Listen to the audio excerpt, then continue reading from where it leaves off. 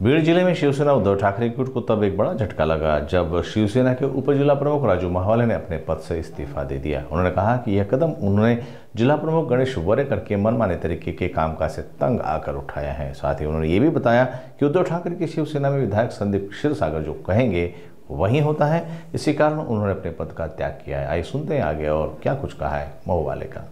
मी गेले अनेक वर्ष उपजिल्हा प्रमुख या पदावर काम करत आहे।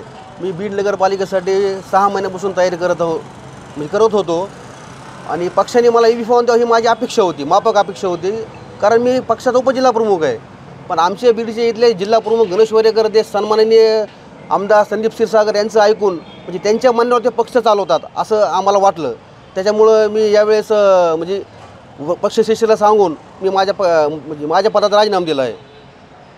माझी तयारी जिल्हा प्रमुखाला माहीत होती, आमदार साहेबांना सुद्धा माहीत होती, माझ्या वरिष्ठांना माहीत होती। मी वारंवार पक्षश्रेष्ठीला कळवत होतो की मी बीड नगरपालिका लढवत आहे। मी 2006 साली सुद्धा धनुष्यबाण चिन्हावर नगरपालिका लढवली होती।